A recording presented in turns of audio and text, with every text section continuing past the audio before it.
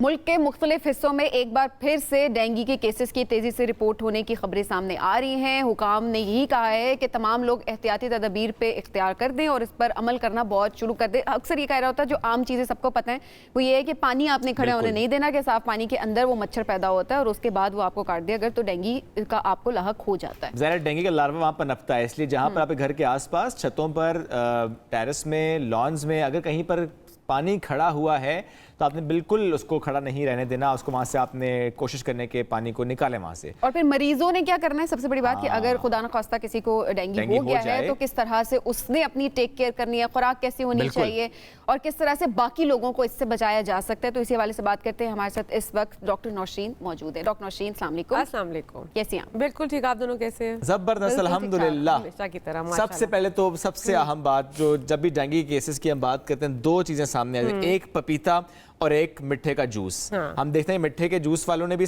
लिख के लगा दिया होता है जी डेंगू के मरीज ज्यादा मिठे का जूस पिए, और पपीते से मुतालिक ऐसी ही कुछ राय पाई जाती है। क्या आपके पास? अच्छा, सो बेसिकली एक चीज़ है, जहाँ डेंगू का एक और मिसकंसेप्शन है, लोगों को ये लगता है कि जैसे खुदा खास्ता अगर मुझे इस वक्त डेंगू हुआ है तो सबीन को भी हो जाएगा बैठे बैठे। ऐसे नहीं होता, ये एक मिसकंसेप्शन आपने दूर करना है। ठीक है, पहली चीज़ है, क्योंकि मैं आज आई थी तो मैं इसके बारे में ज़रूर बात करूंगी।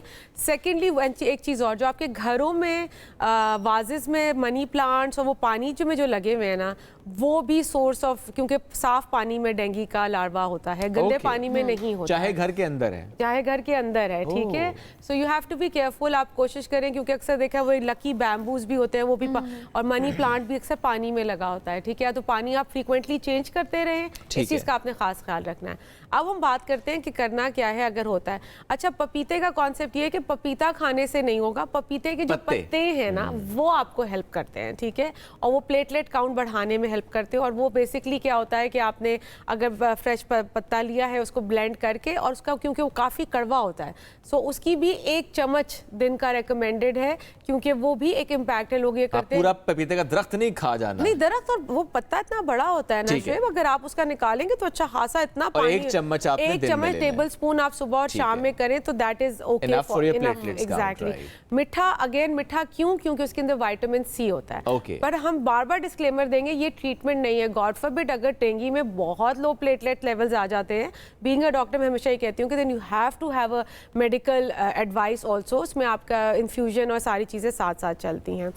हम ये देखने में आ रहा है कि डेंगू, एक तो हमने बता दिया किस वजह से हो रहा है। अब अगर आपने डेंगू में से रिकवर करना है तो आपने कुछ अपनी डाइट में चीज़ें शामिल रखनी है। एक तो आपका ये हो गया, एक आपका गन्ने का जूस। अगर आप डायबिटिक नहीं हैं तो आप गन्ने का जूस इस्तेमाल कर सकते हैं, और अगर आप डायबिटिक हैं तो आप जो है आपका, सॉरी मुझे शुगर केन नहीं, शुगर केन का नाम उर्दू में आ गया, गन्ना। गन्ना आपने चबाना है, जूस नहीं लेना, क्योंकि वो बहुत हाई ब्लड शुगर लेवल्स करते हैं। चबाने में और चूसने में क्या फर्क है? आई मीन आप गंडेरी खा सकते हैं, हाँ, लेकिन डायबिटिक, मुझे कंफ्यूज ना करो, मैं ऑलरेडी कंफ्यूज हुई थी नाम में। ठीक है, सो आपने इन चीज़ों का खास ख्याल रखना है। ठीक है, इसके अलावा आपने वो वाली चीज़ें लेनी है जिसमें एंटी जो प्रोबायोटिक्स है, यानी कि योगर्ट का इस्तेमाल। ठीक है, आपका गट, क्योंकि इसमें खाया पिया नहीं जा रहा होता, बार बार आपको मतली की कैफियत होती है, क्योंकि डेंगू एक ऐसी चीज़ है जो आपके ब्लड को इन्वॉल्व करी, ऑल ओवर द बॉडी आप कह रहे हैं। तो आपने योगर्ट का इस्तेमाल, हल्के पतली पानी की लस्सी में उसको इस्तेमाल करें। बहुत ज़्यादा डेयरी भी हजम नहीं हो रहा होता है, यानी कि दूध वगैरह का इस्तेमाल कंट्रोल करके करना है। बलाई का इस्तेमाल आप नहीं करना। बहुत ज़्यादा तली हुई चीज़ें और मिर्चों वाली चीजें, ये दोनों चीजें डेंगू में आपको जरा कंट्रोल करके। अच्छा, नींबू का इस्तेमाल भी कहते हैं कि वो भी ज्यादा कर दें, खटास होती है उससे प्लेटलेट्स आपके। विटामिन सी, देखो जितना भी लीमू में विटामिन सी और एंटीऑक्सीडेंट है, यानी कि आपकी बॉडी में से सारी गैर जरूरी मादनियात को निकाल रहा है, सोजिश को कम कर रहा है। इसीलिए लीमू हो गया, मीठा हो गया, आने वाले सीजन में हमारे पास माल्टे आ रहे हैं, ये सारी चीजें हैं जो कि आपको विटामिन सी रिच देते हैं। शिमला मिर्च में विटामिन सी है, आप उसको अमरूद में एग्जैक्टली।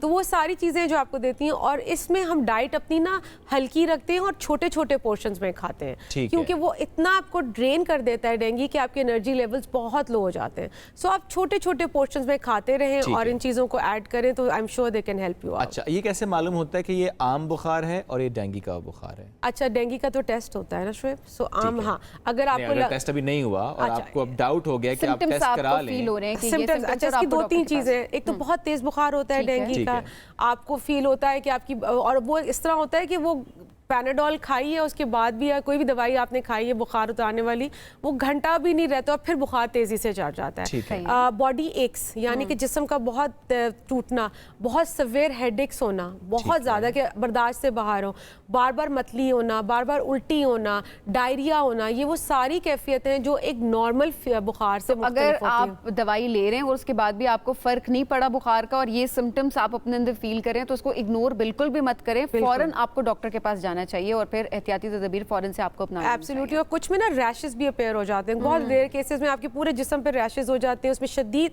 इचिंग और खारिश है, तो ये वो नॉर्मल बुखार से मुख्तलिफ बुखार बहुत मुख्तलिफ होता है, तो इसलिए ठीक है। डॉक्टर साहब आपने शुरू में बात की कि थोड़ा समय उस पर मैं चाहूंगी क्लैरिटी हमारी आवाम को जरूर मिले, क्योंकि अक्सर उस पेशेंट की केयर भी लोग इसी उसमें नहीं कर रहे होते, कहीं उनको भी डेंगू ना लग जाए। वो कहते हैं कि अगर अच्छा एक हॉस्पिटल रूम में एक पेशेंट एडमिट है तो अगर वहां पर कोई मच्छर है, उसने अगर उस डेंगू पेशेंट को उसने काट लिया है और उसके बाद वो बंदा किसी हेल्दी पर्सन को अगर काट लेता है तो वो ब्लड के थ्रू जो है, उस मच्छर में जो ब्लड है उसके थ्रू जो है वो दूसरे इंसान को इन्फेक्ट कर सकता है।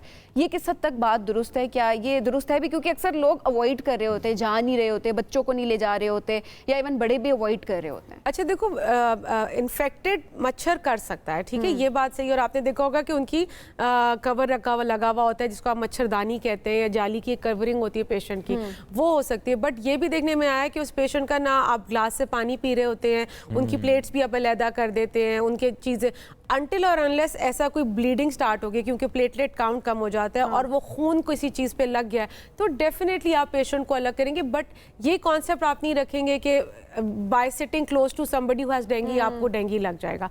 मच्छर आपको कर सकता है, वायरल नहीं है ये, वायरल नहीं है। और दूसरा ये कि डेंगू का मच्छर भी डिफरेंट होता है, ठीक है, जैसे मलेरिया का मच्छर आपको कर देता है पर डेंगू का मच्छर डिफरेंट होता है, तो उसमें हमने इन सारी चीज़ों का खास ख्याल रखना है। स्प्रे वगैरह जो होते हैं, क्योंकि अब आप अगर बात ही कर रहे थे, शोएब ने जैसे बात की, तो लॉन्स में प्रॉपर स्प्रेइंग होती है। आप मॉस्किटो रिपेलेंट्स इस्तेमाल करें, स्पेशली 2 वक्त, आई थिंक सुबह के वक्त, बिल्कुल सुबह के वक्त, शाम के वक्त, अर्ली आफ्टर जो इवनिंग होती है ना, उसमें कहते हैं कि आपने अपना केयरफुल रहना। ये बहुत अहम है कि जिस वक्त आपको लगे कि आपने अब बाहर जाना है, निकलना है, स्पेशली बच्चों की हम बात करते हैं, या जब एक्सपोज एरियाज आपके होते हैं, ज़रा गर्मी का मौसम है, अगर आपने शॉर्ट्स पहने हुई हैं, टी शर्ट्स पहनी हुई, तो बाजू हैं, आपकी रेस्ट ऑफ द बॉडी, तो जरूर रिपेलेंट्स लगाएं। वॉक करने अक्सर लोग जा रहे होते हैं, बच्चों को शाम को पार्क लेके जा रहे होते हैं। इसमें एक चीज़ ऐड करूँ, क्योंकि हम बात करें स्कूल्स में टेबल्स जो हैं, जो हमारी टेबल्स होती हैं बच्चों के पढ़ने वाले, डेस्क जो होते हैं, और उनमें जो जगह होती है बुक्स रखने की, क्योंकि अगर कहीं पे भी डेंगू का मच्छर है तो वो उन जगहों बरोज में भी घुस सकता है, ठीक है।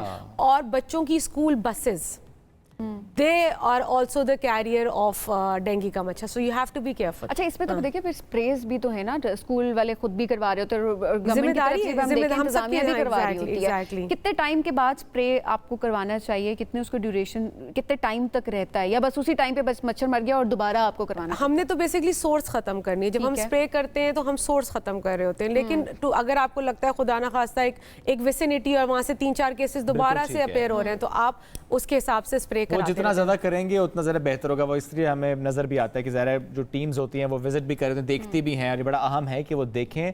लेकिन इससे पहले कि वो देखने हैं, भाईजान आपने खुद अपनी केयर करनी है, अपने जिम्मेदार आप खुद हैं, अपने घर के जिम्मेदार एटलीस्ट आप हैं, बल्कि अपने घर के थोड़ा बाहर का जो थोड़ा सा एरिया है उसकी जिम्मेदारी भी आप पर आयद होती है कि आप देखें वहाँ पर पानी खड़ा ना हो।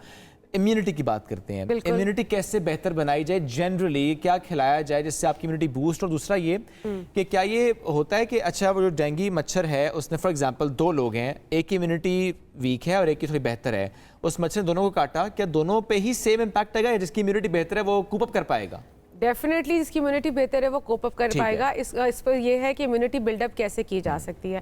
इसमें एक तो सबसे पहले जो इम्यूनिटी बिल्डअप करने के लिए वो आपकी अच्छी ग़िज़ा है, और अच्छी ग़िज़ा से मेरा मुराद ये नहीं बिकॉज एक हमारी इन्फ्लेशन है और मैं कहूँ कि नहीं जी मुर्गियाँ और मछलियाँ रोज़ाना खाएं, आपका मतलब ये है कि आप जो खा रहे हैं वो जंक फूड ना हो, यानी कि वो एम्प्टी कैलोरीज ना हो। होता है ना कि आपने कोई मीठी चीज़ खा ली उससे पेट भर लिया, नहीं, आप अपने खाने में चपाती, चावल, इन चीज़ों का, मुर्गी, दाल, मछ, जो चीज़ आपकी इस्तात में आपने रखना है, दही का इस्तेमाल है, फ्रेश फ्रूट्स का इस्तेमाल है, सब्जियों का इस्तेमाल है, ये वो सारी चीज़ें, और specially vitamin C rich, iron rich, ये वो चीज़ें हैं जो आपकी इम्यूनिटी को बेहतर करते हैं। डॉक्टर साहब बहुत शुक्रिया साथ मौजूद थी। हम बात करें डेंगू मच्छर से, एक तो बचाओ, और उसके बाद अगर हो जाए खुदा न खास्ता तो कैसे आपने अपने ऊपर काम करना है,